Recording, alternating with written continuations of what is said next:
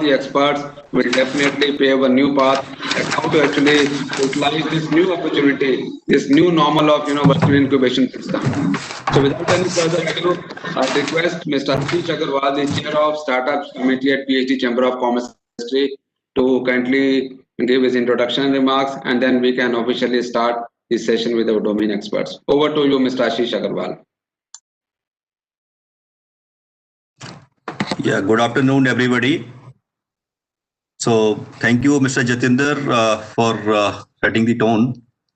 So first of all, I would like to welcome all our esteemed panelists. We have a very diverse panel today. So people who are veteran in this industry and they are from different background are with us today. So I hope that there will be a great deliberation today and everybody will get the benefit out of it. So we have Mr.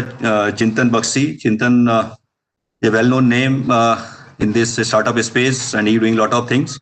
So Mr. Chintan Bakshi, first of all, welcome to you. And thank you very much for joining with us. Then we have Mr. Eric. Eric is a well-known name. So he is basically associated with the chambers. We have invited many times and he is very kind enough to accept our invitation every time. So, Mr. Eric, thank you very much. And we would love to listen from you about the international perspective on the virtual incubation side. So that will be, I think, great knowledge to us also. And then we have Mr. Manglesh, Manglesh Yadav ji. He is from the policy side or he is from the government side also. And otherwise, what I've seen your profile, you are having a lot of experience on the startups and the entrepreneurship. So I think your perspective will also be very important for us. And thank you very much for joining with us and accepting our request. This is really a great privilege to us that you are here from the government side. So the objective of this webinar or this program is to discuss that how this virtual incubation will be beneficial to the all stakeholders, not only the startup aspirants only, everybody should get the benefit out of it. So thank you very much. Then we have Madam Arvinder Popli ji. Madam, good afternoon to you and welcome to you. Thank you very much for thank you very much for joining with us again. So we are kind enough that every time whenever we are requesting you, you are always with us and you are part of PhD also now. I think you are the co-chairman of one of the committee. So it's a great privilege to us that you are representing in and I think in two heads today. One is as a speaker and another as a part of PhD healthcare committee. So thank you very much. So I think we will listen from us about the virtual incubation from the academia point of view, because she is running incubation center in a university. So that's great. Thank you very much. Then we have Mr. Dr. PJ Singh also. He will join us shortly. So Dr. Singh is basically from the corporate side. So he's running a corporate incubation. So that is also important. So we need to understand that from the corporate incubation point of view, what are the new things or what are the requirement from the virtual incubation point of view. So we have a great panel and I would like to thank you to all of you for joining with us. Then we have great audience also today. So the people who are running incubation center, people are basically into the startup ecosystem, mentors, and the corporate, our PhD members. So all of the diverse people are there. They are keen to listen from the veteran or from all the panelists, how this virtual incubation will be beneficial for everybody. So friends, this PhD Chamber of Commerce is known for the MSME membership, but the startup ecosystem or startup committee is a new baby in the entire PhD system. And the thought behind was basically we want to help our members, we want to help the startups. So that's why we have started this startup committee in the startup in the PhD system. And the last 3-4 years, we are doing a lot of things. So we have a mentoring and coaching cell. We have organized many programs, many workshops, and we are doing policy advocacy with the government also. So that the idea is the startups and our members should get the benefit out of it. And this virtual incubation idea came from the discussion. We had one discussion with our startup members. So they had given this idea that why can't we discuss on the virtual incubation? But I understand a little about the incubation system in India. currently we have the incubation centers which are physically available in some part of the country, not across the country. So that is the I think challenge, or maybe that's the opportunity for virtual incubation, where we need to see that after COVID, I think the world has changed. Everybody is looking toward the digital, toward the online, or the virtual. So why can't we think of, because when the incubation policy was created or was made by the government, or the Atal Innovation Mission was launched, this was not the idea to set up the virtual incubation. And what I have seen in the policy, I have not seen the major thrust on the virtual incubation, or rather whatever the facilities, grants, and everything has been designed according to the physical incubation center. Keep me correct if I am wrong, basically, but this is my little understanding which I want to just throw the light. So after this pandemic, I think everybody is at home, or people are living in the different tier 2, tier 3, or rather in villages, rural India. So these people are in a big number actually. If you see the people who are in metros, the startup ecosystem, this is a good number, but I think if we'll see the people who are in tier 2, tier 3 and rural area, they are maybe lakhs of people, lakhs of startup founders are there, women are there, they are living in their family, but they are willing to do the startup at their own. But practically, they cannot connect with their startup incubation or in ecosystem, because they cannot travel to Delhi, Mumbai, Hyderabad, and all these places. There are limitations also. There is a cost also, and because of pandemic, there are some other challenges are also there.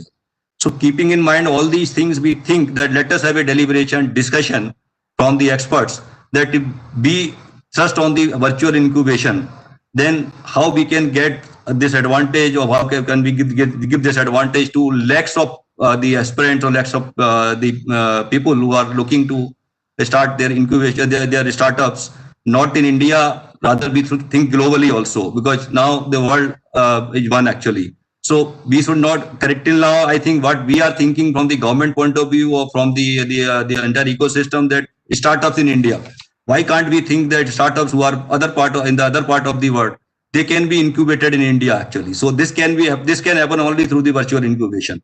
So these are some thoughts which we need to deliberate, discuss. Although you people are experts, so we need to discuss today in length and breadth, and then we should work out a white paper which can be submitted to Manglesh Yadav ji and his team, where they can work on it and they can come out with some kind of maybe the policy or some kind of government thought that this can be done, so that the people who are in every corner of the country, they can get the advantage of it.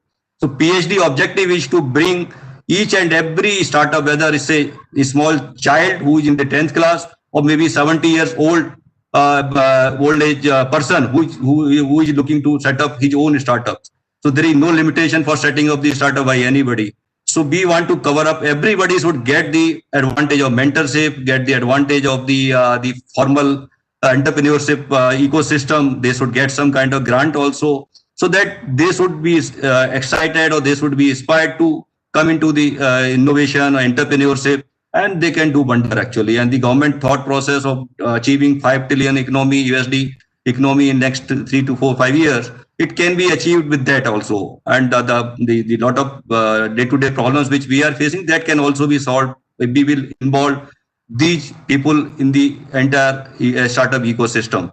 I have traveled a lot last year during my pitch. Basically, we have organized a roadshow from the other platform in the entire country, in tier 2, tier 3 cities.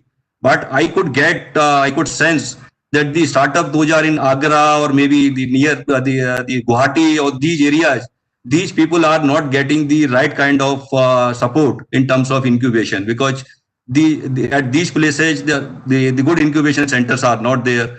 So, and these people are at very ground level. They are basically having a lot of great thought in their mind. They are executing some thought, but they are not getting right kind of opportunity to take it forward actually. And their need is very less also. So when I was talking to them, they were saying that they need only 5 lakh rupees to go further basically, and they are spending very less on other things and on the entire spending on their startup. And when we are talking to any startup in Delhi and Mumbai, they are talking in crores. So we can also save a lot of money by way of inspiring these people to come in the ecosystem, and they can come out with a good solution which can be commercially viable. So thank you very much for all the panelists for joining with us. And I would like to make it more interactive this session. So I think Chintanji, I would like to invite Mr. Chintan for his, I think, deliberation. So I would like to just brief about him. Mr. Chintan is the Chief Executive Officer of Startup Oasis, which is I think, a very great or very well-known incubation center, or they are doing a lot of entrepreneurship development activities.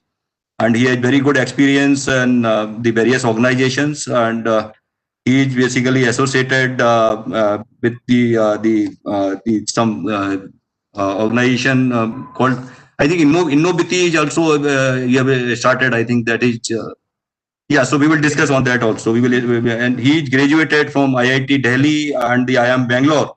So he is having a very good academic background also, and I think he has done a lot of things on the startup side. So Mr. Chintan, we would like to understand from your point of view, what are you doing currently from the incubation point of view, and what can be done from the virtual incubation point of view. So over to you, Mr. Chintan. Thank you, Ashish ji, and a good afternoon to everyone, all the other co-panelists and the other audience, startups, etc.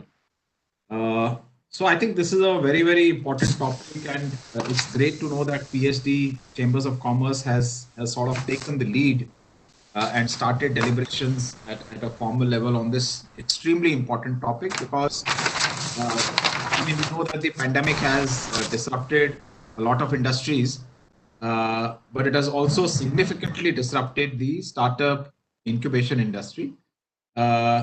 Of course, my belief is that it has disrupted it in the positive sense. As Ashish ji, you mentioned, now it has opened a plethora of opportunities, and some really amazing things can be done.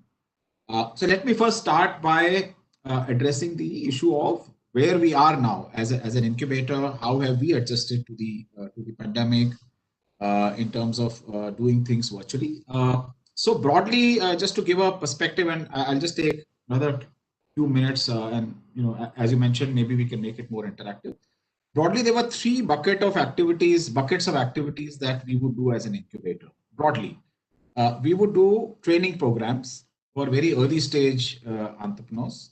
These could be aspiring entrepreneurs, women entrepreneurs who just want to start up, or maybe students who have graduated and now want to explore some areas. So these were like training programs, not much of mentoring, mostly structured sessions, etc., to give them some understanding of what it means to do a startup, right? And there is a lot of theory which has emerged over the last 5, 10, 15 years, lean startup processes, prototyping, how to do commercial viability at a unit economics level, because when you're doing a startup, you won't have a business, but you'll have some units to work around with. So there's a lot of theory which has emerged based on experience. I mean, it's all experiential learning which has emerged. Part of it has been documented, structured in perhaps universities in the US, to a certain extent in our host in CICO, in IIM Ahmedabad. So that's available. So first part is training. So of course, we were doing all these training sessions physically before March, which essentially means that you have to travel all the way to our center, either in Jaipur, and we are also part of CICO. So we have an incubation center in Ahmedabad. So you have to physically travel there. Sometimes we would travel. So if we were doing a session in Kerala, there would be 3-4 of us who would go from Jaipur, Ahmedabad, take connecting flights, go there, spend 3 days, and come back. So that is what is happening. The second bucket that we do is what we call as the core incubation. That's where the mentoring and more one-on-one interaction and those kind of things happen. So we have 3-month, 6-month programs. There are startups who are physically based in the center. Even if some of them are not physically based, if you're doing a program, then they would come for 2, 3, 4 days, get the necessary mentoring and go back. So that was also largely physical. And the third piece that we do and a lot of incubators do is seed funding. A lot of incubators also do initial early stage seed funding, grants, entrepreneur in residence kind of programs. That I think to a large extent, even initially, I mean, it was physical to the extent that you would have to meet the startup, you will have to maybe go to their location to do a due diligence. They will come there, they will pitch, there will be a investment committee meeting and all that. Now, all of that has obviously overnight disappeared. Now, I'll just look at some of the things which have happened. I think there are 2-3 things that I'll talk about, and then maybe I'll let the other panel members talk about. One is, of course, that all of our programs which are happening physically, where startups would have to come to our center, or we will have to go to a location where startups can come, that has simply disappeared.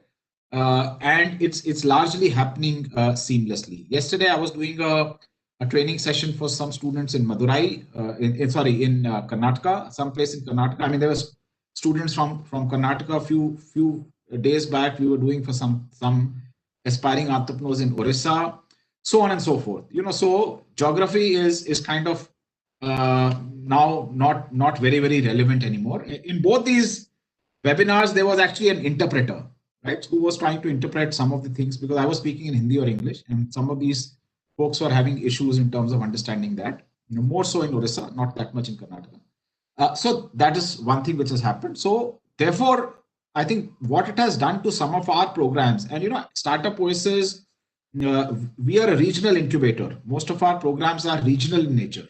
So we used to have a separate team looking at Rajasthan, separate team looking at Gujarat, other teams looking at other areas.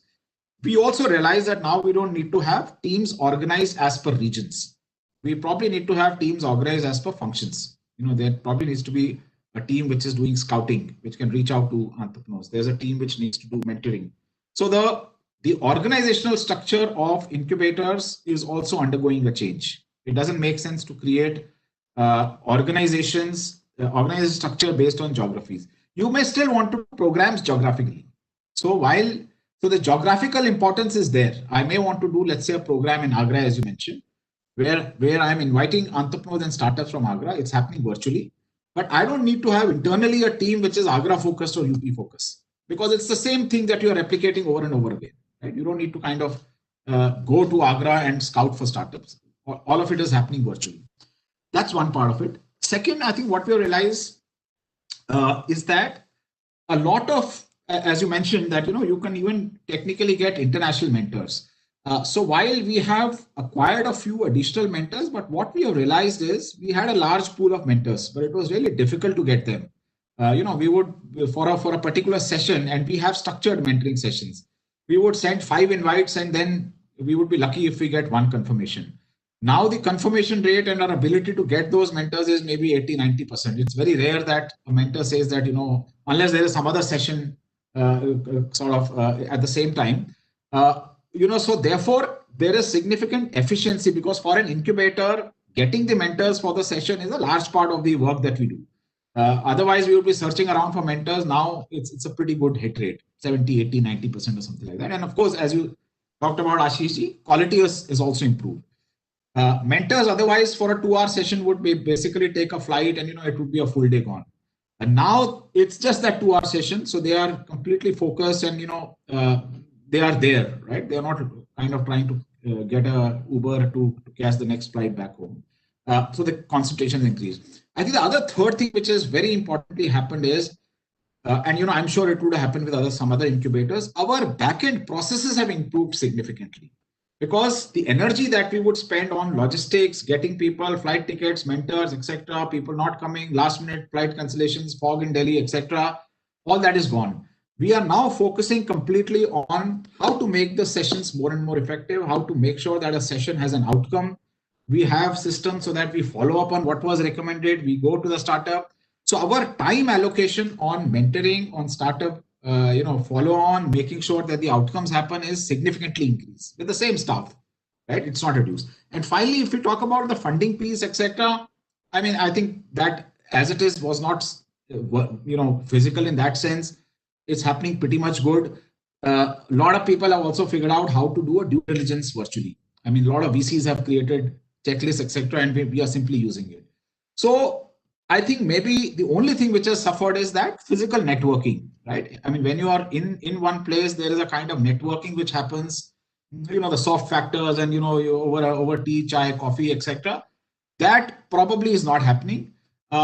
Maybe 5-10% of a loss, but the gain is significantly higher. So I think that's what my quick sense is, and I'll leave the floor open for other people to give their views. Thank you. Thank you, Chetanji. I think you have given your perspective from the before COVID and after COVID. Actually, what are the changes you have done, and what are the situation which you are there today? But we would like to understand from you, if you see this incubation centers, one is training, another is mentoring and the funding and all.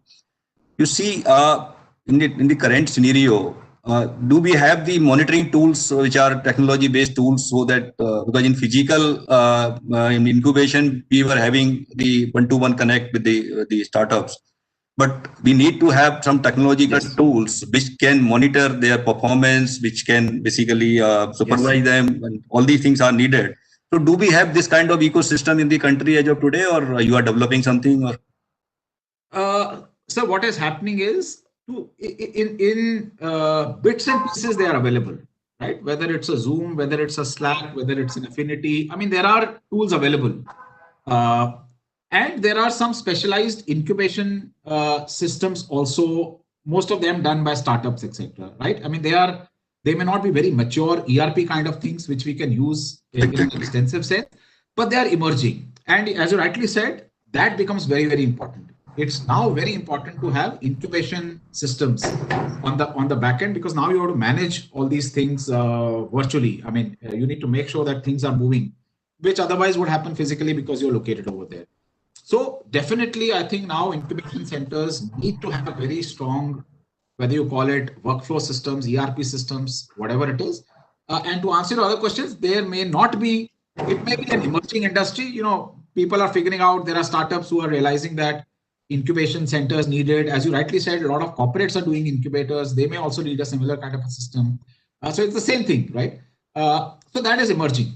And, I think over the next few months, etc., we'll have, it will be more mainstream. There are still systems available. I mean, I think there are at least 5 or 6 startups, companies that I know who have created these systems. Some of them will have some limitations here and there, but, I think they'll figure it out. It will happen over the next few months. So great. So there is a need of some kind of robust system which can help in the basically understanding the progress of your incubity, and you can basically work out the entire system technologically, so that the manpower and the time and everything can be saved, I think. So this is a good, I think, good solution which we have come out with the discussion. So we'll definitely take up with the Niti Aayog about this, that there should be some uniformity in all the incubation center where the progress can be monitored, so that there can be some parameters which can help to know that how these startups are progressing, how they are been mentoring, how they are been incubating, and all these things basically. So that's a good thing. Now we have Harvinder Popliji, Madam Professor Harvinder Popliji. So she is representing Director DPSRU in Incubation, Innovation, and there's some disturbance there. I'm sorry for that. Incubation Foundation. She is director in the School of Pharmaceutical Sciences at Delhi Pharmaceutical Science and Research Institute. And it has been set up by the State University of the Government of NCT of Delhi. So she is involved in many things, and she was with Rembexy. So she has corporate experience also. She is gold medalist from IMS Delhi. So she is representing from the. Are you getting my voice clear, or because I am getting some disturbance at my end? No, that's fine. That's perfect. It's okay. Okay, sorry. So she is representing sector-specific incubation center from my point of view, BC, because she is from healthcare sector. So, madam, from your point of view, we would like to understand how you are helping the startups in your incubation center from the sector point. Yeah. Thank you so much, Ashish, and thank you, Ashish, and thank you, Dr. Jatinder, for giving me opportunity to share this view. I think, as Chintanji has told, that virtual incubation is really a blessing, because it allows a startup basically to garner the advice of an incubator. What we have seen is, without basically physically being located into that. So this concept, we had seen it as we started our incubation center in 2017. At the same time, this virtual incubation concept was also been coming it up. And if we see into a public funded incubations like IITs, IIMs, the national research corporations, and also the privately owned corporates like Kolkata Ventures, and there are 10,000 startups, NASCOM initiatives. So most of these physical incubators, rather than a physical, they are offering a virtual incubations. Now, I was talking to one of my colleagues in FITD, and they're saying in IIT they were listing 180 companies incubating. So I was checking that how you are making 180 and how you can give that infrastructure to 180. So he shared with me that there are almost 70 of them which has been virtually incubated, which is their kind of a number. And as we see, since I am also from our Delhi state government, and there is always a pressure that more and more number, we should incubate and benefit, and there is a startup entrepreneur, we should help more and maximum number of students. But at the same time, there is no grants, right? As you know that after pandemic, all the salaries are coming. There is no grant which has been given to the incubators. The seed fund money which we used to offer it, we are always dried up with those seed fund money. Now we also had a challenge. What do we do? So since we also have a lot of mentors, a lot of advisors, they are there in our especially associated with our incubator. So what we are offering now is a virtual.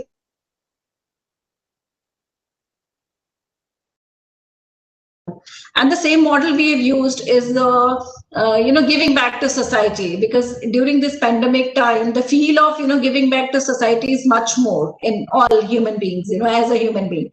So all we connected to all our alumnus, and they're all alumnus. They wanted to give a mentorship free of cost. And besides that, globally we were connected with the Lufthansa. So we were doing from last 3 years the design thinking workshops by Lufthansa. Like 3 of the Delhi government institutes, they qualified, and we were doing, and we were carrying out hackathon for that. So we found that there is a need. There are the global entrepreneur also who wants to understand the Indian market. And there were some the new budding innovators who are in India also wants to connect. Maybe the concept is similar. So now I'm talking about healthcare. Now in a healthcare, we know that in the beginning there was a challenge of sanitizations, there is a challenge of maintaining your health, then there is a challenge of monitoring your health around those areas. So around those areas, a lot of incubation has been happening. Everybody has been talking about maintaining, sustaining, using an app, then recording it, using it, record and sharing it with the physicians, to have or share the records to other physicians. So we found virtual is very good. Basically, it's beneficial great for late stage startups. In late stage startups, you have already built up your concept, you have your own infrastructure, you have your own office space. So if you talk about a true pharmaceutical development, a product development, it takes, a lot of time and money and involvement that cannot happen through a virtual incubations. But for a late stage, for a support systems, and to make a, final leap, or becoming a successful business venture, it's a great concept of a virtual incubations. You can get in touch with the investors, the mentors, advisor, especially a very good tool for market research. We found, many of our incubators found that the market research, as in the corporates, the 5 lakhs is a very nominal amount for a market research. but that also, in one territory or two territories. But, if you talk about a student, if he has to do a market research of one simple product for a 5 lakhs, it's a very tall order. So what we have seen is through this virtual concepts, we are able to, bridge that gap. And this is also a great concept, as also shared by Mr. Chintan Bakshi, is for the smaller cities, because there are multiple ways where these entrepreneurs and startups, they can, through the smaller towns, they can connect in a much greater way, and they have access to, the lot of mentorships. So without, these schools and these colleges, they can develop their own ideas. We are also connecting, we are working on a spoken hub model. So we had seen that, we are mentoring a lot of students from around NCT area, like, Ghaziabad and Sanskar and UP, and, those territories, there are 20 of these pharmaceutical colleges. And we found that, there is more need to do that. And as I shared with you, it's also a global platform in a sense. It's not just one way. We've seen there is, in this format, there are some global entrepreneurs, who also wants to enter into a Indian market. So it becomes a very soft cushion, basically. They also see, a lot of budding entrepreneurs. They also need about what is the market, what are the challenges, because, their questionnaire is ready. So they ask them that what you have done this. So even when they share their questionnaire to the young entrepreneurs, they come to know about the market, and they advise them that you go and do the seeding of this market. So these is very effective for them also as a startup bootcamps, and they learn the do's and don'ts of entrepreneurships in India. Besides that, they give the guidance, and they also receive the guidance from Indian market. So this is becoming very popular, and that's also opportunity for inland business expansion. So similarly, we have seen that they also say that whether the demand on locally, yes, you can see that some startups, they are doing very well. Like one of our startups, his native town was in Kolkata. So we had seen that, he developed some diffusers for purifying, like for air purifiers kind of a thing. So we found that, in Delhi he couldn't make much of a mark, but when he moved to his hometown during this pandemic, he sold that and become very, very successful. So sometimes they learn that at a local level, there are less of a resources, but there is a more understanding of the resources at that level, local to expense. So I think, this is going to stay. And virtual incubations gives a lot of opportunities to the government funded also, give them the flexibility to mentor more and more, because that is what probably one can do much at ease. But there is one gap specifically in pharmaceutical healthcare sector type of a thing, which to some extent BIREC has been doing, is you need to actually build some capability. Like, if you have, for example, you are making some product and you have to do a particle sizing, but not everybody can do that particle sizing, zeta sizer or a scanning electron microscope. So you don't need it also, because you need it for a one time. So these big incubator or a government incubator, we can apply and build that speciality, in that area, basically, which or each of this incubator can use with the subsidized some subsidized amount, or actual the cost price of it, which the government can give that subsidy and can put those incubator, and they're doing it to some extent through this BIREC, since we also got some few funds from a BIREC based on that. So that if we publicize it through the chamber and through all those, that these have been available, and they can virtually incubate and then can use those facilities. I was talking to, before talking to this, I talked to few incubatees, and who is incubated with us. They said that, they had been working, besides DIPSRU, they were working also with the triple ITD and Hyderabad for a social connect, Dhanush program. So this was again connected to the Atal Incubation Center. So it's a 6 months kind of a program, in which they were actually not doing virtually, but also paying them their transportation cost, And also through that, they got an opportunity to do a clinical trials. So, that's a successful thing. That's what, I wanted to share.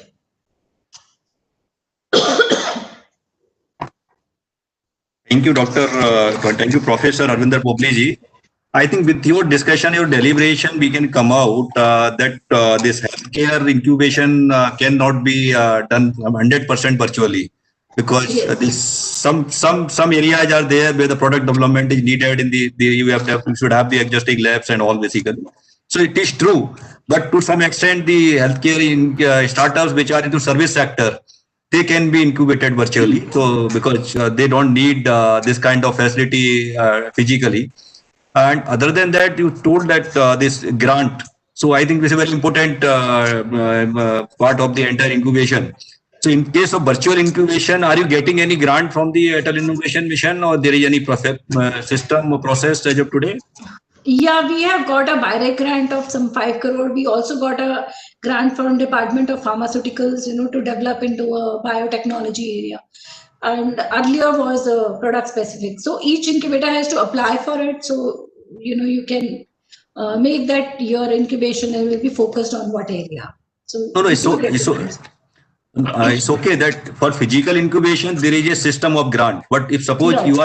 you are incubating virtually to your startups, is there any provision which is No, there is no provisions, but this what happens is this virtual incubator can pay you some mentorship fees, and they can apply themselves for the grant.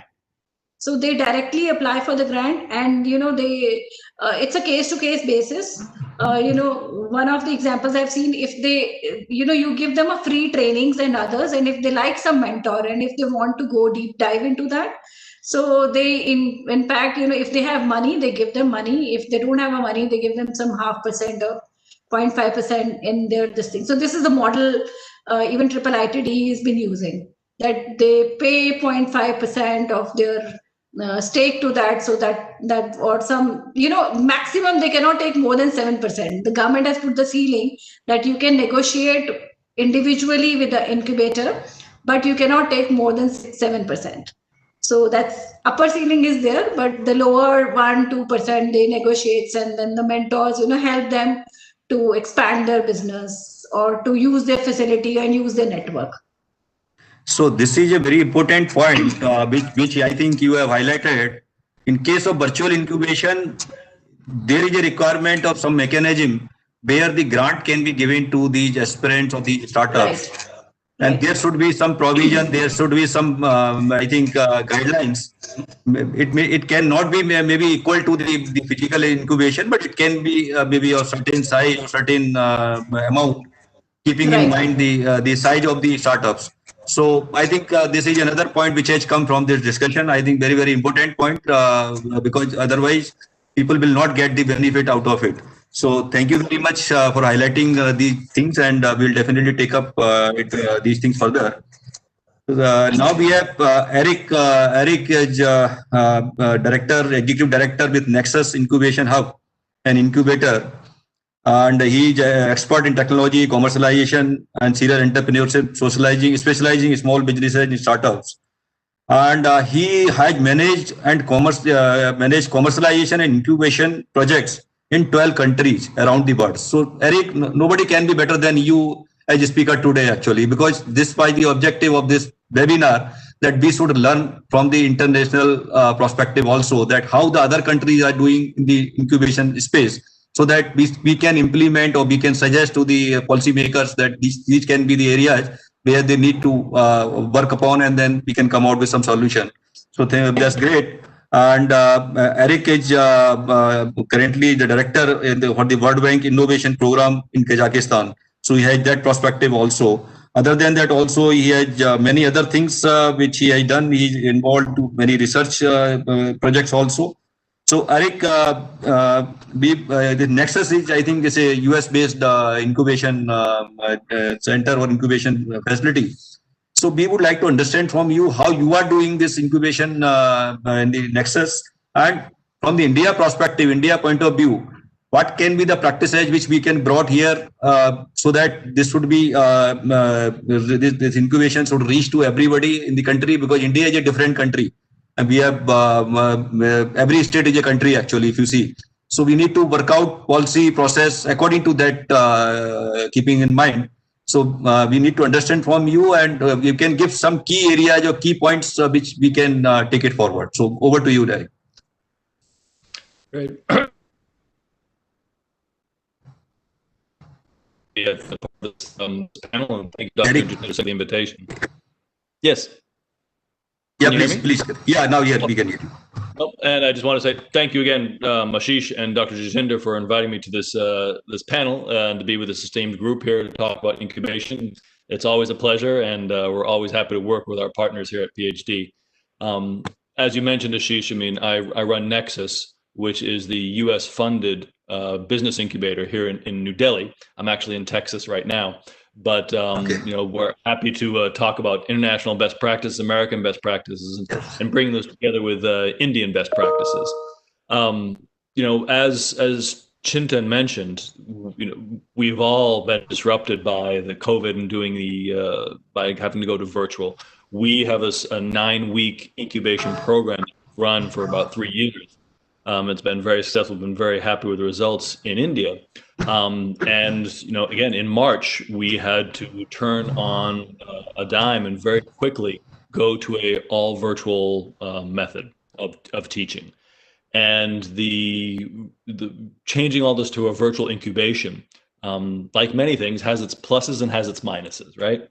And we've certainly experienced that at Nexus, and you know, I'll talk a little bit about that, what we had to do. You know, on the plus side, I think, you know, some of the other panelists have mentioned this. There's some great things about being able to do things virtually. So, you know, when we had our physical incubation center, you know, people coming up from Chennai or from, you know, Tamil Nadu or from the Northeast, I mean, it's expensive, right? For them to come to Delhi and spend 8 or 9 weeks with us, that's a real sacrifice for a startup. And we were very grateful for that, because, you know, time is money, especially for startups. Now, being a virtual, you know, you don't have to fight the traffic every day, and we get people from all over India to come, and it's much easier for them logistically. So they, you know, just like some of us do, we stumble out of bed and you can be online in 20, 30 minutes, and you can start your incubation program. And that's a great thing. So to be able to attract people from all over India now that they don't have to worry about the logistics and the cost of them coming physically has been a great thing. But you know, there's some negatives to this as well. And you know, I think Chintan mentioned this earlier, is that you know, when our incubation program, and I'm sure many of your incubation programs, if you're doing physical, is yes, you're imparting knowledge, but a significant part of that is the networking, is the one-on-one.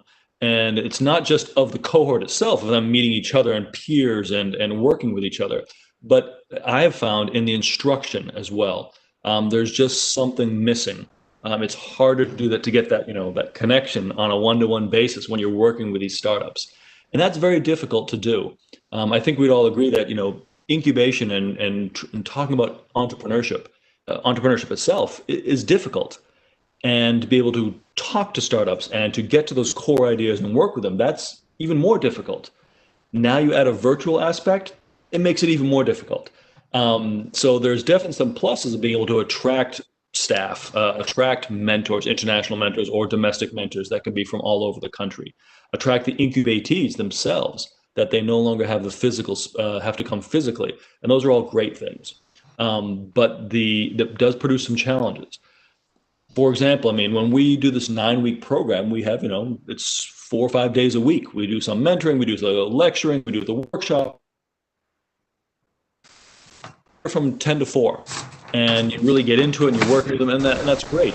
When you have virtual incubation, it's been our experience that you cannot just translate that over to internet and say, okay, boom, you're now on Zoom and just do whatever you want to do on Zoom, and now you have internet, you have virtual incubation. And you know, I don't know how many of you have felt this as well, but sometimes you get people who think that, who are not in entrepreneurship, who are not in incubation. They say, well, okay, Eric, you know, you've got your 6-hour program, your 8-hour program per day. You know, you've got Zoom, you've got Cisco WebEx, just put it online. There you go. That's not how it works. And so we had to go and pretty strictly redo our curriculum, redo our teaching methods, to encourage this the interaction as much as possible, because you lose a lot of that. When you get people that aren't showing their videos, right? I get it. It's uncomfortable to be there looking at the video all the time and trying to make sure people understand. But on the other hand, and that's a good thing. You can be in your pajamas. But on the other hand, they may be out there, surfing the net and watching cricket scores when you're trying to do stuff. And you just don't get that close one-on-one.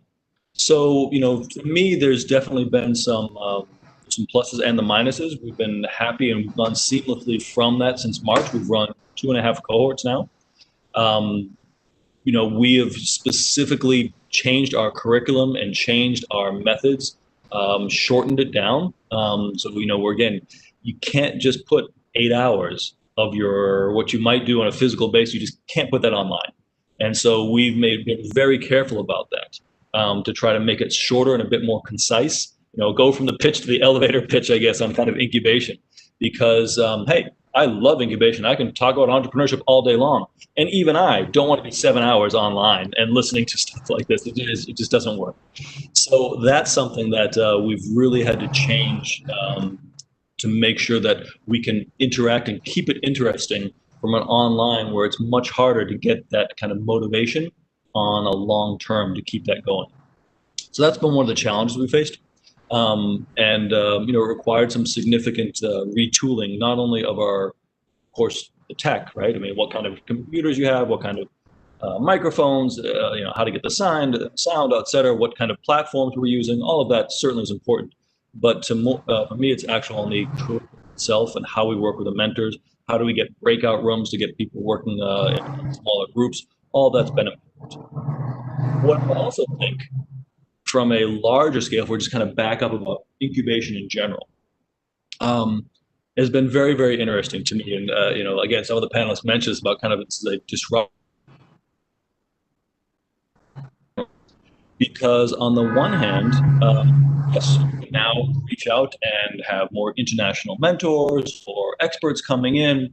And again, you can bring students in from wherever, and that's a great thing.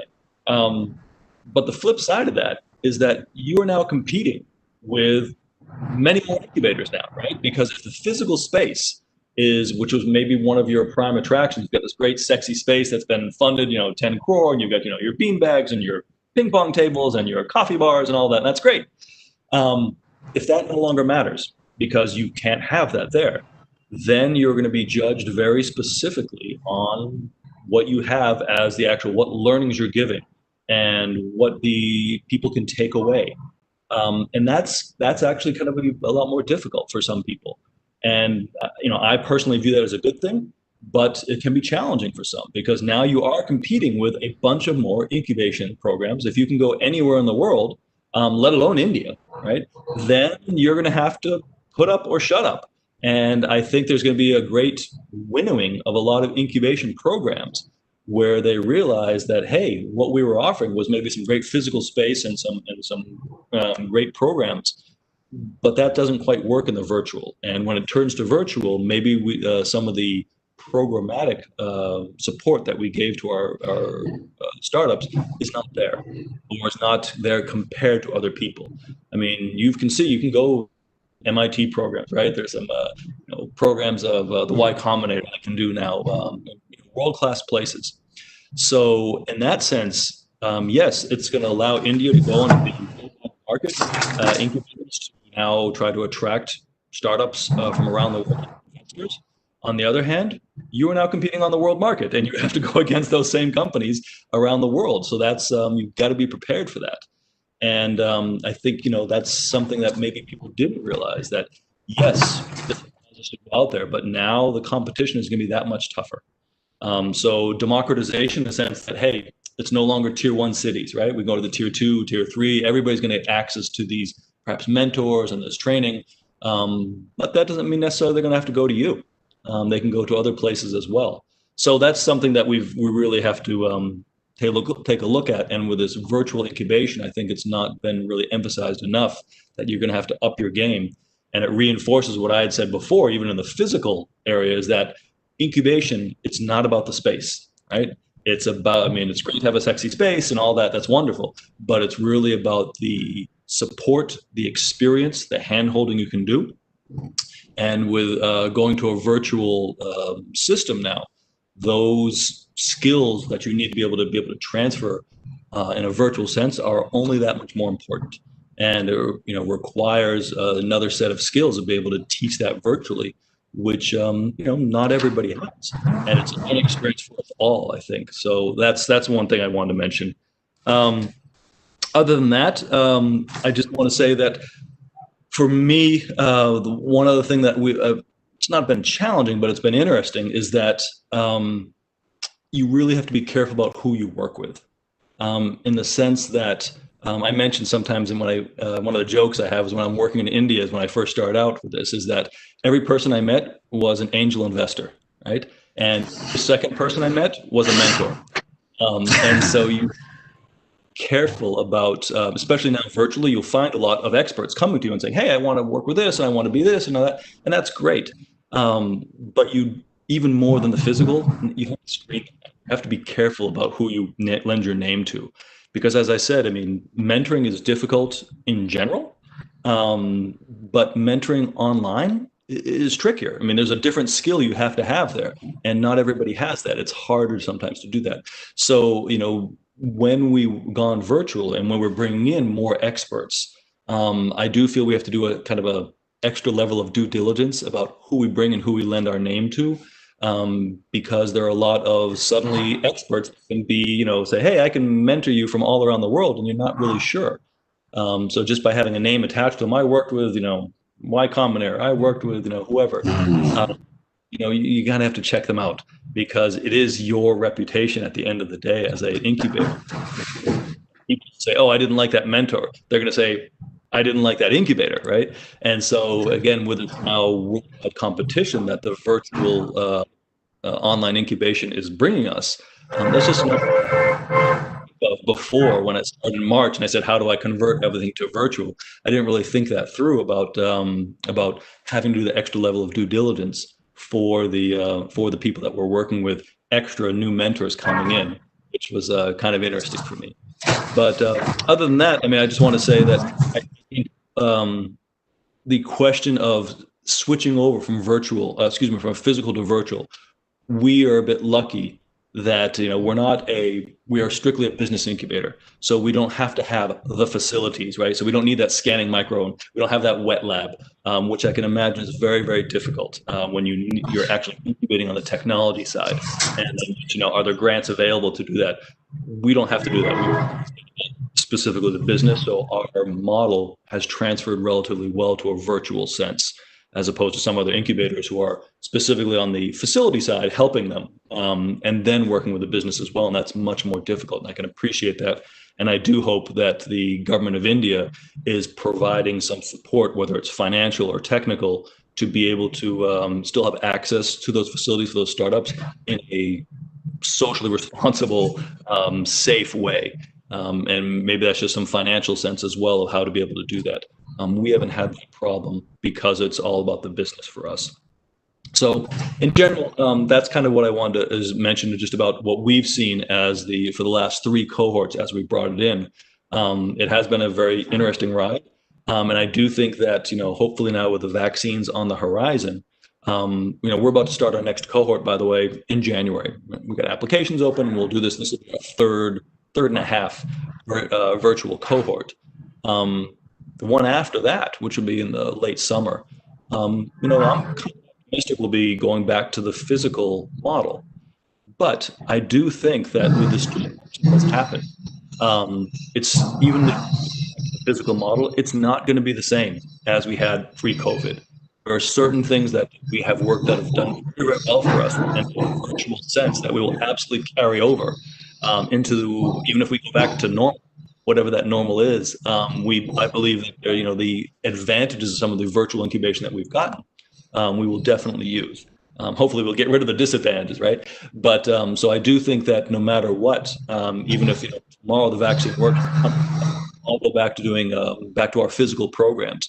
Those physical programs will not be as they were before, and that's a good thing. But again, be aware, and I just for myself as well. The fact that we can do more virtually means that more people can do things virtually, which means there is more competition. And from a startup point of view, that's a great thing. You now have options, and you can get more support from different organizations. And I think that will help us as incubators also to kind of move forward to the look. It's not a game, right? It's not a zero-sum game. And that, hey, if you can get certain skills from my incubator, that's fantastic. And if you want to go then to Startup Oasis and get the different skills from over there, fantastic. And then, go over here to the pharmaceutical group and get them. So, that's not this startup is a Nexus startup and they shouldn't be with anybody else, right? That's not the case anymore. And I think, they can pick and choose and start getting different skill sets and different support from different incubators. And that's where I think you really start seeing the large ecosystem or a community of support for startups that has been, India's been going forward to that. But I think we'll make a lot bigger strides that because it's not reducing of the barriers from going from an incubator to different areas, from one incubator to another, and getting those different skills. So that's kind of what I have seen in our journey, going from the physical to the virtual, the things and bad things, the opportunities and the challenges that we've had. In general, it's been very positive, but there have been some challenges and the startups. Well, so I will kind of stop there, maybe listen to my other colleagues or start the conversation. Thank you very much, Eric. I think you have very deliberated very well, actually, and you have touched upon two key points, I think, with this deliberation. One is that we cannot replace physical with the virtual, actually. That is very, very clear to everybody, that physical cannot be replaced with virtual, but this is a need of our. We need to discuss, deliberate. So you have given very good key point that we need to identify the areas where we can do virtual and where we need physical. Because like Madam Popely told, that physical is required in case of healthcare product startup incubation. So we need to discuss, deliberate, do the research, and then work out the white paper that these are the areas where we can do physical, where we can do virtual. And the second point which we have highlighted, there's a very, very important point that everybody is mentor in India, actually. So this is good that everybody want to train everybody, actually. So there's nothing wrong in it, actually, because everybody in India, everybody is entrepreneur, everybody has aspirations. They want to grow. So that's a good thing. And we have largest number of youth population in the country world. So this is an opportunity for us. But if you see mentorship also, there is a need of, I think that today that there is a need where we need to work out some kind of guidelines that who can be the mentor, actually, and how he is updating himself or herself, because it will not serve the purpose, actually. I was going through the guidelines of some other country where they have made it compulsory for mentor to update himself or herself maybe for 10 hours in a month. So they have to attend some course, they have to attend some program, and they have to update it also. So we need to have some kind of checklist for the mentors, actually. So that will help. Because startups are basically the people who didn't understand that who is the right mentor, who is the wrong mentor for them, basically. This is the job of incubator, this is the job of the policymakers, that we have to work out so that this would be respected well. Whatever the expectations are there, these can be meet out, and they can be paid also well off, basically. So these 2 points are very important. We need to identify the areas where the virtual incubation can be there, and the mentorship guidelines should be there, or some kind of checklist should be there for mentors, which can be monitored, supervised, or maybe kept on the system, or maybe online. It can be monitored, where all the mentors can be at the one platform, and how they are progressing, how they are updating themselves. It will be very, very good intellectual I think, team for us also. So we need to work on that side. Thank you very much, Eric, for this deliberation. And thank you very much again. Now we have Dr. PJ Singh, Paramjit Singh ji. Paramjit Singh ji is the CMD of Tynor India. Tynor India is a company which is into pharma, or maybe they are into manufacturing of some orthopedic equipment or orthopedic related products, and they are doing wonderful. Mr. Singh is the M Pharma from Punjab University, and he has obtained doctorate degree from Delaware, USA. And he has traveled across the world, and he has seen the entire journey of the pharma industry, or whatever the industry he's working. And he is very keen to work in the startup ecosystem, actually. Therefore, yesterday we were having the startup committee meeting, where he was one part of that meeting. And he has told us that as a corporate, they are doing incubation in their campus, actually. So this shows that as a corporate also, we are taking this responsibility, the how the startups can understand the corporate culture, how they can connect with the corporate, and how they can be incubated. So Mr. Singh, I have seen that kind of energy, that kind of your inspiration, or that kind of your thought that you want to do a lot of things on the startup ecosystem. So we would like to understand from you, as a corporate incubation center, what are the challenges? What are the areas where the one is physical incubation, another is the virtual incubation. So if you want to differentiate between the virtual and the physical incubation, which are the areas where which one you would like to highlight? So over to you, Mr. Singh. So Ashish ji, well, it's nice introduction that you have given around me and my company, and I've heard Eric also. So first of all, let me tell you that I come from a very conventional industry background.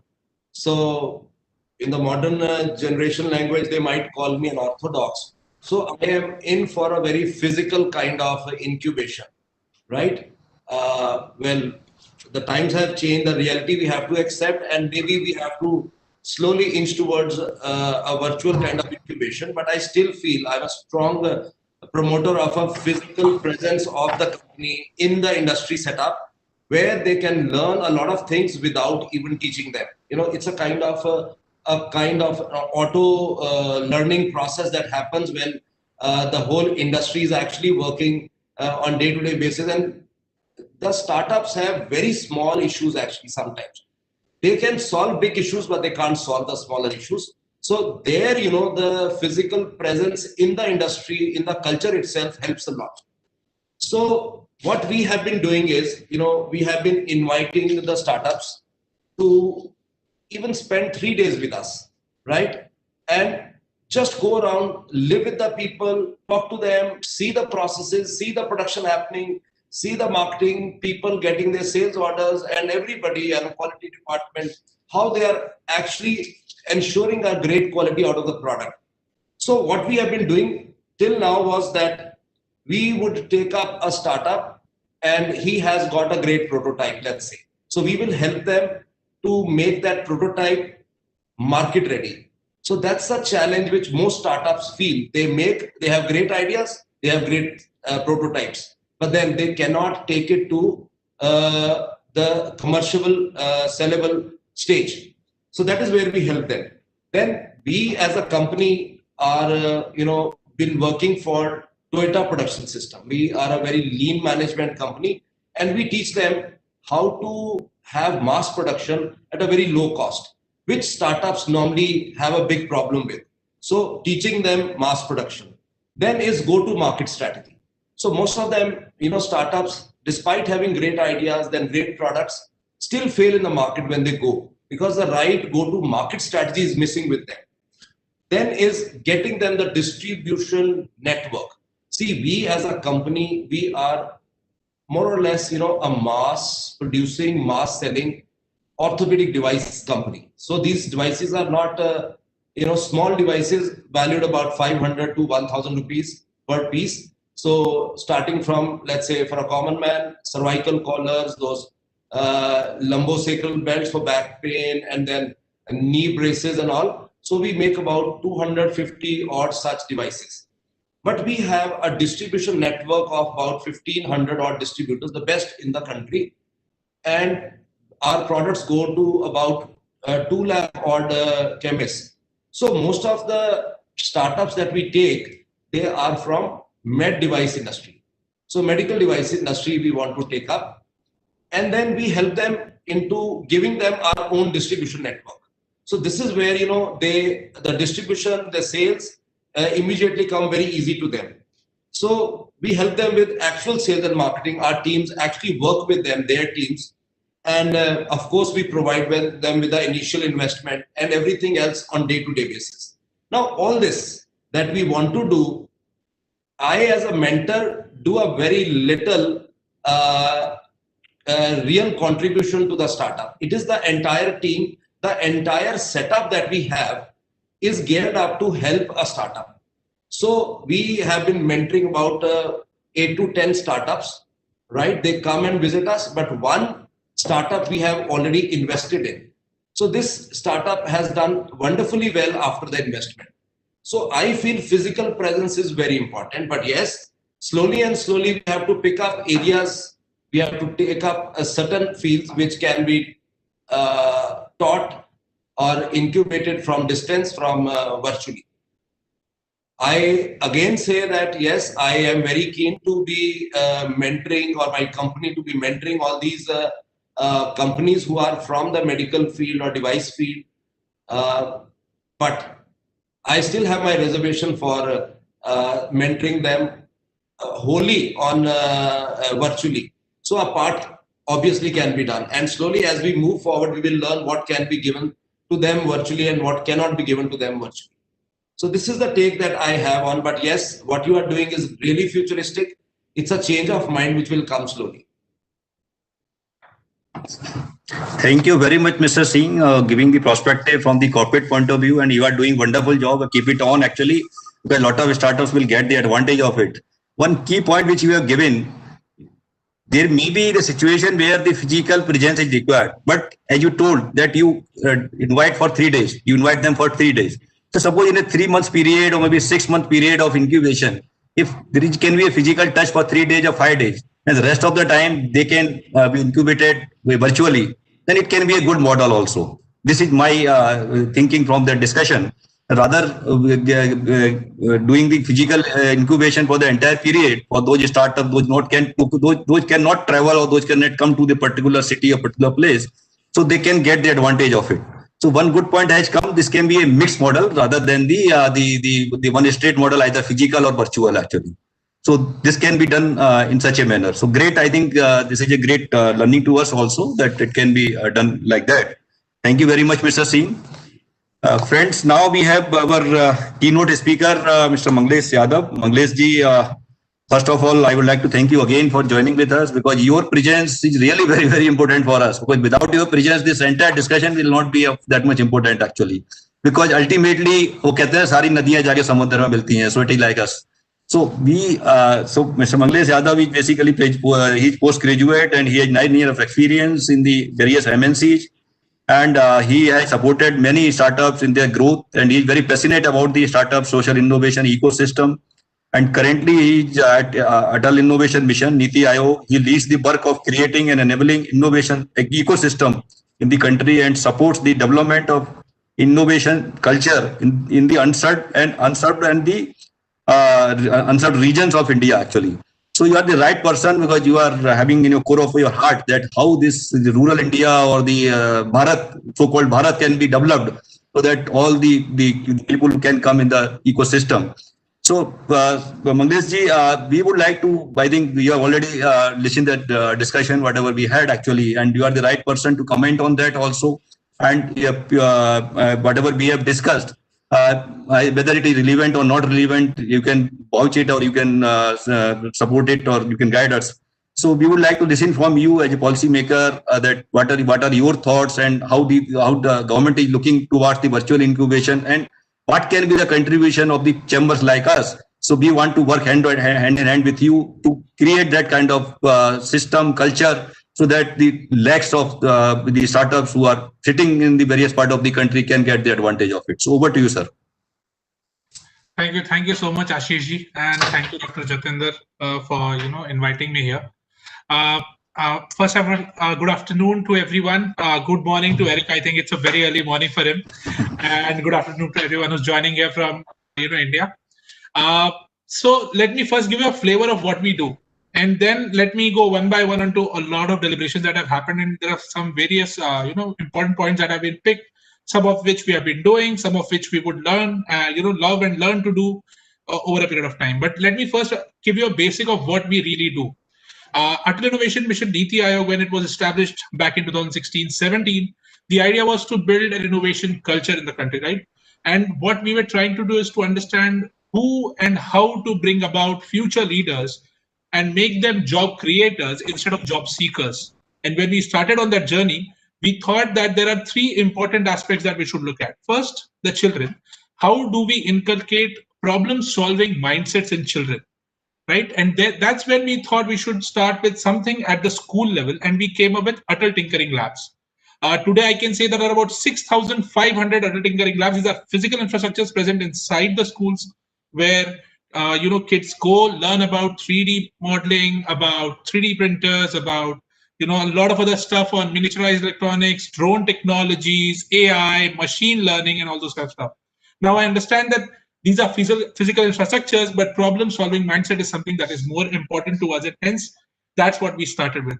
The idea is to the target is about 10,000 plus Atal Tinkering Labs in the next 6-8 odd months. The pace has actually gained in the last 6-7 months due to the lockdown. We have started understanding more about our own systems, making it efficient, and delivering to a higher level.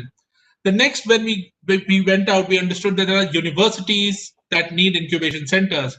Now, there have been incubation centers since 1990s in this country, but how do we go and bring about a dramatic change, a drastic change?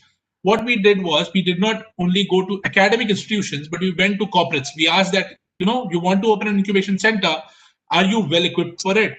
So this is the first time that a government scheme came out and said that we not only incubate inside an academic institution, but we would go to corporates and ask, if you are ready to do it, we are ready to pitch in. And that's where we started off. Today, we have 68 incubation centers, of which I can say 60% are in academic institutions and the 40% others are in corporate houses, in different parts of the country. The 68 covers 23 states in the country and support about 1,600 plus startups at this point of time. Now, in the last 2.5 years, we would have graduated about 50 odd startups from the cohort of 1,600 startups. And then we realized that, yes, we are doing the right thing, but where do these startups need help? Where should we do some intervention that these startups are getting the right support?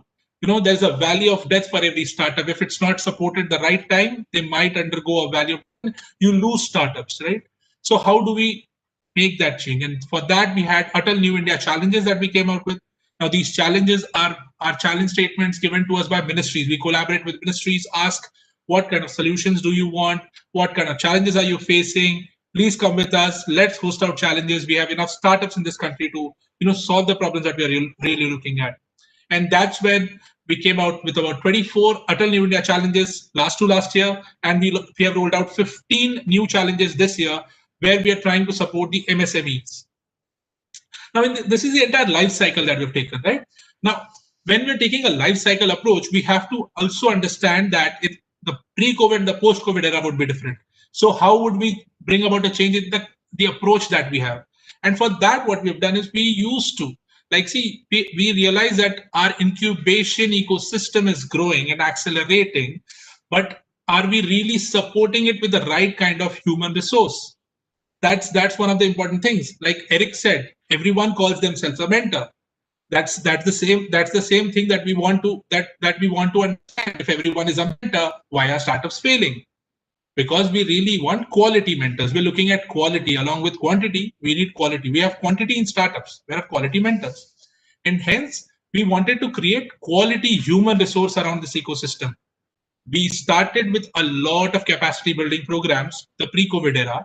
We used to call our CEOs. They used to sit with us for three days, brainstorming on different ideas on investability of startups, getting the VCs inside those rooms and, asking the VCs the right questions of how would you invest in a startup.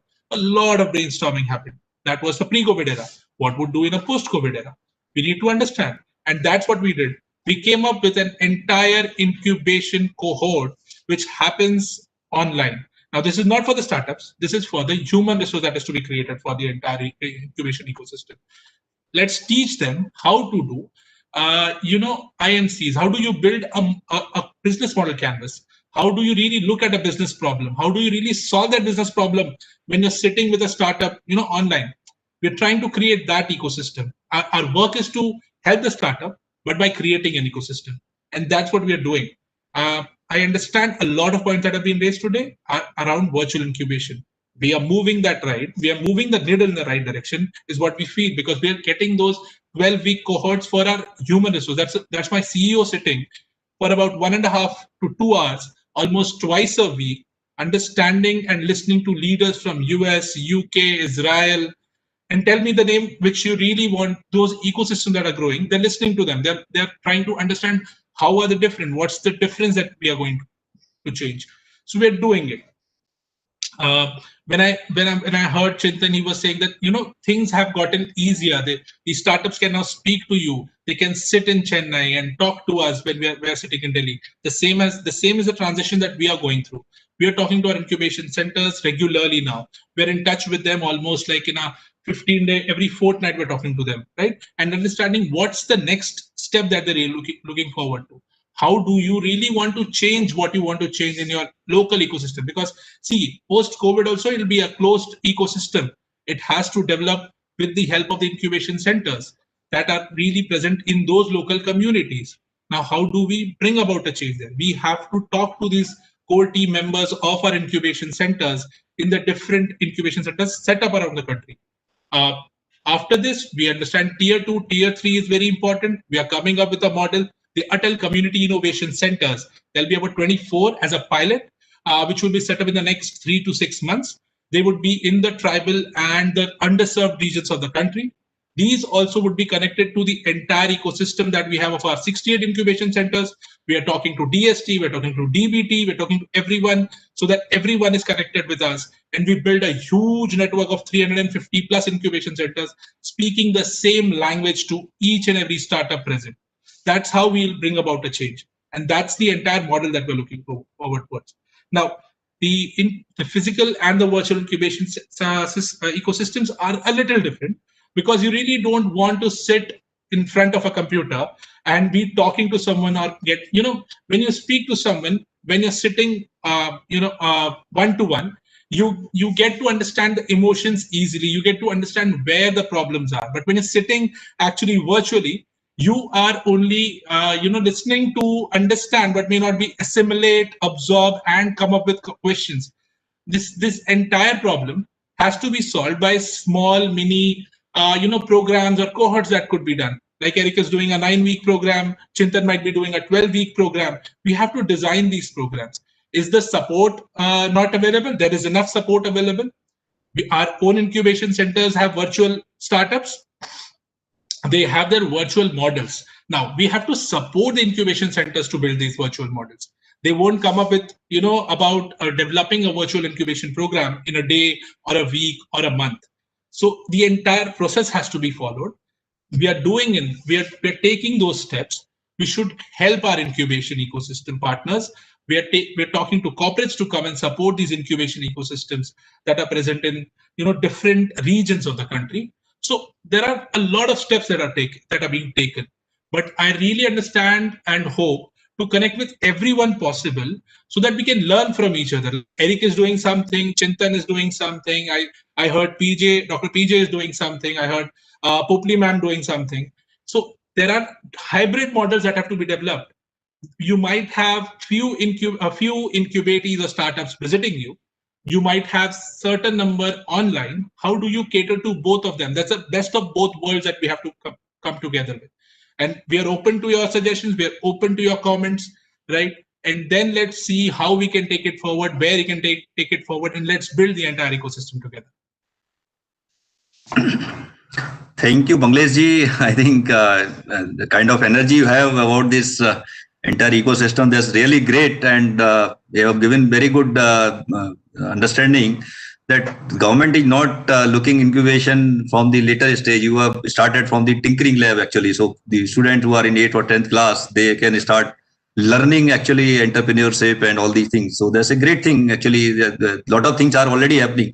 So, but we want to say that the government has done wonderful job actually. whatever has been done in last 3-4 years, I think it cannot be done even in 10 years actually. So we have already reached to a certain stage. Now we have to think for the next round of evolution, so that the people who are not getting the advantage of it, they can get the advantage of it actually. So that's a wonderful thing, and you have noticed all these things, and we will submit the paper to you also, whatever has been discussed today, so that there can be a discussion on that. And if you want any support from the PhD Chamber of Commerce, we are there to help you. And these 4-5 key areas which I would like to highlight again, basically, which has been come out from the discussion. So one is that the funding to the virtual incubation centers, basically virtual incubation startups. Then you see the uniformity in the mentorship actually, and the uniformity of the operations of the incubation centers. So there should be some kind of the check and balances. And one more thing which is coming in my mind, because now you are told that I think 340 incubation centers are there in the country as of today. So we need to see that is there any requirement of some kind of aggregator of the incubation center actually, because any startups who want to attach with an incubation center, how you will know that which is best, which is not best, or whatever the parameters you want to check, there should be some checklist or something of all the incubation centers. So the government can do it, or maybe some startup can do it actually, but this is needed actually because number is growing. So the information is available at one place, everybody will get the advantage of it actually. So from the PhD point of view, we looked at this deliberation will definitely help to everybody, every stakeholder, and the people who are participating in this program today, they will be also having a lot of thinking, lot of ideas. So I will open the floor for the participants also. If you have any question, I think we would love to have this question, and our speakers are here, so they will be in a better position to comment on that, and you may get the some kind of advantage out of it. So I would like to request to PhD Secretary to open the floor for the participants. If any question is there, we will take it here. Anybody has any question? Mr. Sagar, how we are doing it? Is there any hand raised or? Yes, sir, there is a questions. Okay, so please. Sure, sir. I'm done.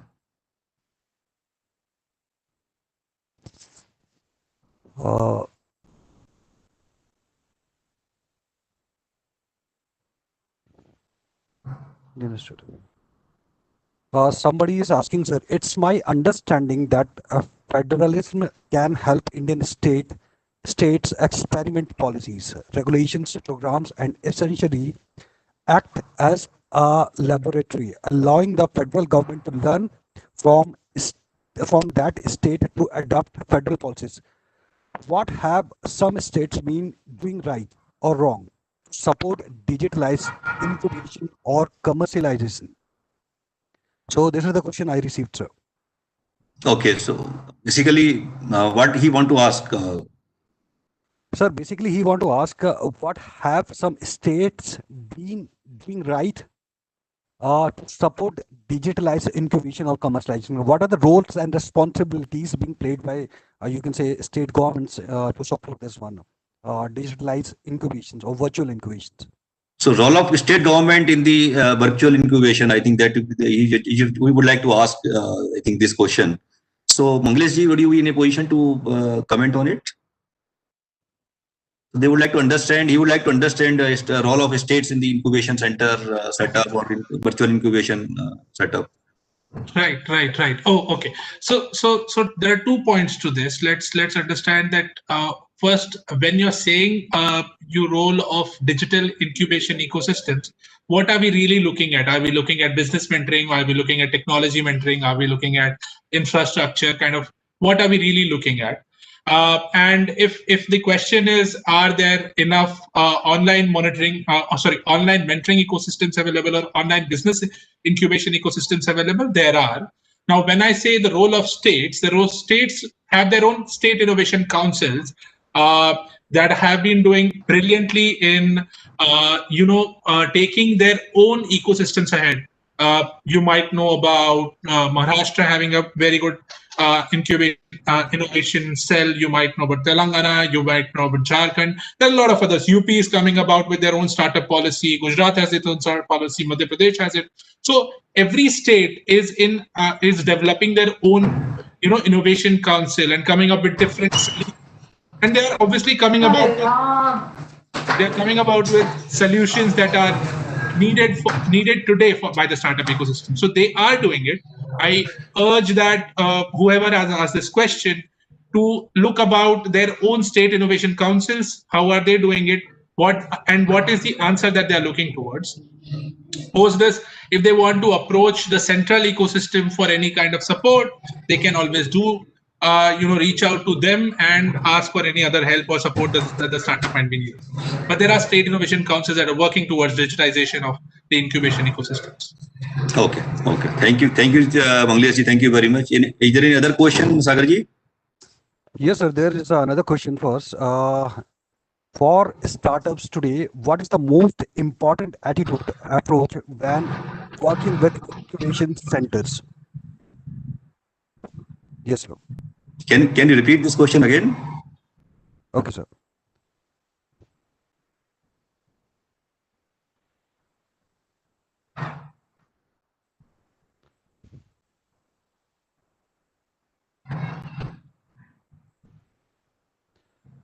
For startups today, what is the most important attitude approach when working with incubation centers?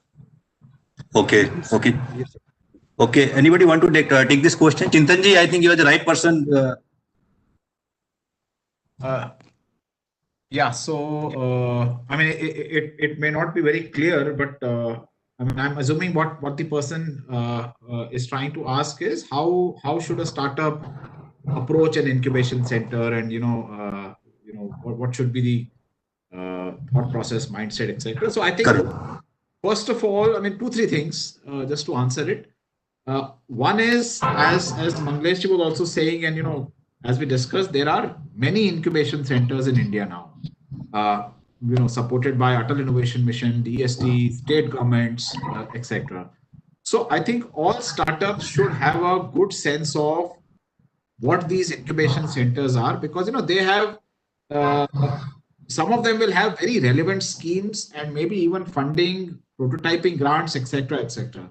So startups should, and maybe to a certain extent, what you talked about, Ashish, maybe there's a need for a meta incubator or something which makes that access easily, right? Correct. So exactly if I want a 5 lakh rupee grant to do a quick prototype rather than going through 300 websites. You can do some searchability and kind of do that, right? I mean, the fact of the matter is that as incubation centers, we don't have a good reach. I mean, we are not an Amazon or whatever, so we can't reach out to our customers in a very, very effective manner. We do our best, but acquiring customers online is not an easy thing. So the onus has to be on the startup. So startup should should kind of get to us, because we are 300, but the startups are tens of thousands or something like that, and aspiring entrepreneurs are maybe higher. So first attitude is that you need to be searching for us. We have limited reach. We can't reach out to you. Second is, I think what we also discussed is that I may want to go for a prototyping stage with a particular incubator. Once that is done, then I may want to go to Nexus for getting understanding of how to launch. Once I have done that, then I may want to go to Startup Oasis to do acceleration, and then I may want to go to Sign IIT Bombay to get funded and to sort of launch my product. That's perfectly okay. So you need to figure out, where does an incubation center fit in with your life cycle of products? Kis stage pe aapko, at what stage, which is the right incubation center? So it's really you have to pick and choose and see how you kind of veer through it. I think that's the second element. I mean, I don't know whether I addressed the question right, but these are two things which sort of came to mind, that a startup looking at an incubation center needs to at least keep these two things in mind. I mean, it's a slightly broad question, so I've perhaps given a slightly broad answer. Thank you, Chintanji. I think you're rightly told. Any startup who is looking to tie up with any startup or any incubation center, there are a lot of choices are available, so they can approach to the right kind of incubation center, what is suitable to them. So great, I think great answer. So I think it's a great deliberation, and we had a lot of food for thought actually, which we will discuss, deliberate, and we'll take it further also. So I would like to thank you to all of you, and now I would like to invite Mr. Dr. Jatinder Singh for formal vote of thanks. Over to Jatinder Singh.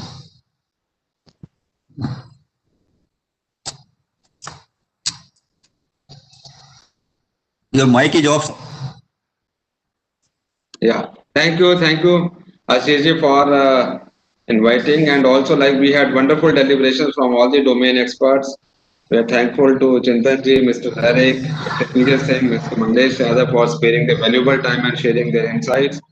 See, this virtual incubation is a new baby in the sense that all the incubations were happening, and in a country like India where this physical meetings normally took a precedence as compared to virtual meetings. I remember like pre COVID times we had only around close to I may not have attended more than 3-4 webinars in my entire career. Only like after post COVID, I think now it seems the reverse. Means the physical conferences, seminars, hardly I have not attended even a single one in the last 9 months, and everything is on webinar mode. So definitely like now this COVID has taught us that the virtual modes are as good as the offline modes, and I'm sure that the startups who are in the journey for the pursuit of their furtherance of their objectives, definitely they have now more options, more avenues in terms of more outreach also, both nationally as well as internationally, to get hand holding from mentors, from coaches, from experts.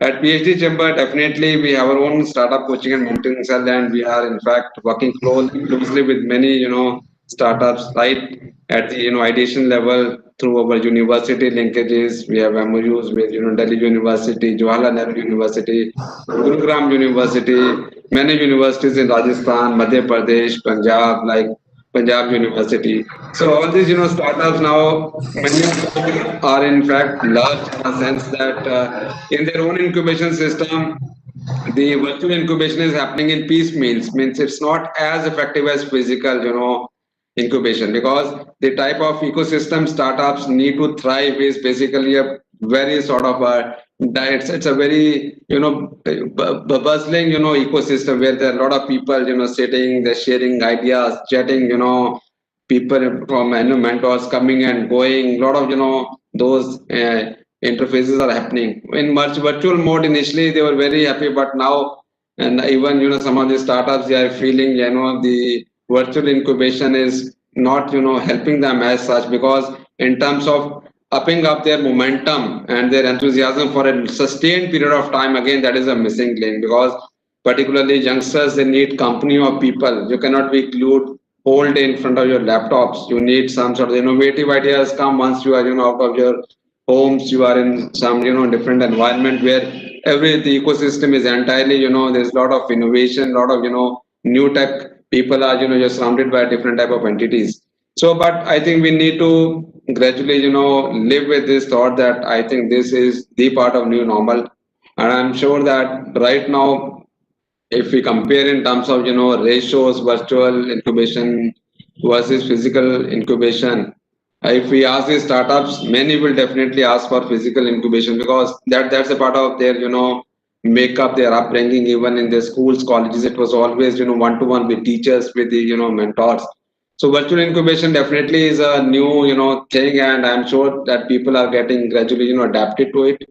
And the only thing is that our digital systems, they have to be so much vibrant. There has to be a proper reporting system, proper sort of slotting system, wherein our startups, they don't feel any delay or any problem in actually in terms of understanding or asking their problem to the mentors or to the other incubatees also. Because until unless we have some sort of a system wherein all incubatees, they become every day, they come on a same table. For example, in Google Teams we have a system of tables also. People can join in tables, they can do some networking, they can do some chatting also. So that actually helps them. So I'm sure that with this new model, the virtual incubation is definitely a new unit. It's a light at the end of the tunnel, and startups are gradually getting adapted to it. And I'm sure in coming time there will be a lot of traction in virtual incubation space also.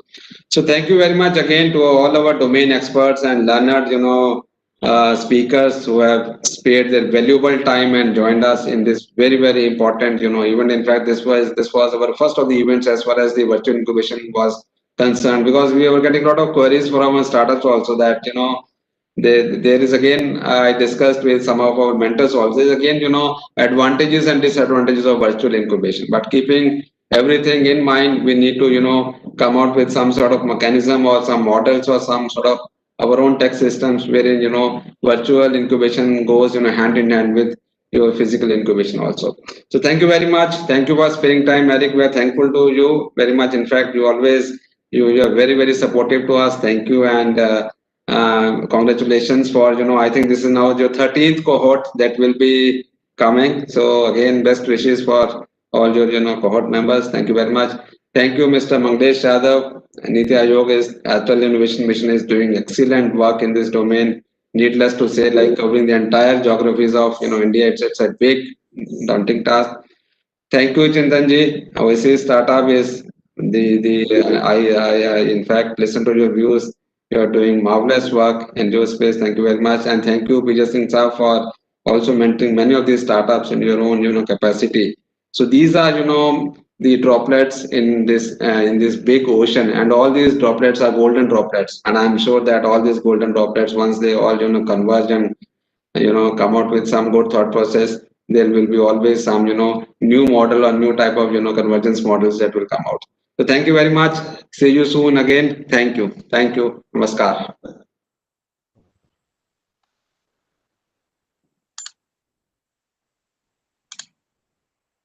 Yeah.